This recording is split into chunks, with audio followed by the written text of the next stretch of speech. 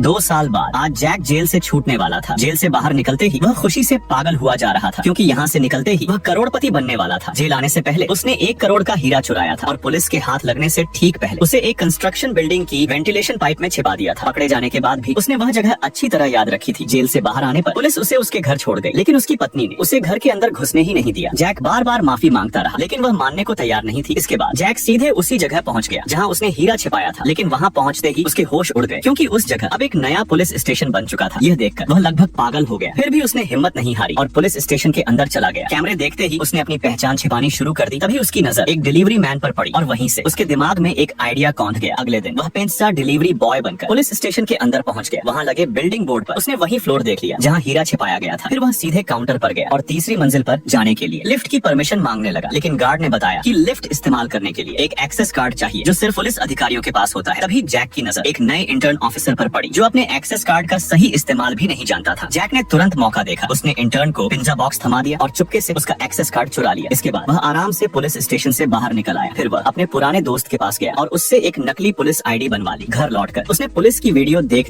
कर उनकी बातचीत करने और चोरों को पकड़ने के तौर तरीके सीखने शुरू कर दिए। अगले दिन वह अपनी नकली रिज्यूम फाइल लेकर सीधा पुलिस स्टेशन पहुंच गया। पूरे आत्मविश्वास के साथ वह लिफ्ट की तरफ बढ़ा और चोरी किया हुआ एक्सेस कार्ड स्वाइप कर दिया। जैसे ही लिफ्ट का दरवाजा खुला, अंदर पुलिस वालों की भीड़ खड़ी थी। वह भी उनके साथ अंदर घुस गया और एक पुलिस वाले की तरह व्यवहार करने लगा। सही फ्लोर पर पहुंचते ही वह सीधे वॉशरूम में चला गया और ऊपर का वेंटिलेशन बॉक्स खोलने लगा, लेकिन तभी एक कैदी भागने की कोशिश करते हुए उसी वॉशरूम में आ पहुंचा। जैक ने बिना देर किए उसे जोरदार लात मारी और वहीं बेहोश कर दिया, लेकिन तब तक बाकी पुलिस भी वहां पहुंच गए। जैक तुरंत बाहर निकला और कैदी पर चिल्लाने लगा ताकि किसी को उस पर शक न हो, लेकिन तभी शेरिफ की नजर खुले हुए वेंटिलेशन बॉक्स पर पड़ गई। जैक ने तुरंत सफाई दी कि कैदी इसी रास्ते से भागने वाला था। शेरिफ ने उसकी पहचान पूछी तो उसने अपनी नकली आईडी दिखा दी। जल्दी में होने की वजह से शेरिफ ने उसे अपने ऑफिस बुला लिया। वहाँ जैक ने अपना नकली रिज्यूम दिखाया और बताया कि उसका अभी अभी यहाँ ट्रांसफर हुआ है। स्टेशन में स्टाफ की कमी थी, इसलिए शेरिफ ने बिना ज्यादा पूछताछ किए उसे एक दूसरे ऑफिसर के साथ सीधा इन्वेस्टिगेशन पर भेज दिया। जब वह वहाँ पहुंचा तो एक चोर मॉल लूटने के लिए गोली चला रहा था, लेकिन जैसे ही जैक ने उसे पकड़ लिया, उसे देखकर उसके होश उड़ गए, क्योंकि वह चोर कोई और नहीं बल्कि उसका अपना पुराना दोस्त था और अब जैक की असली पहचान।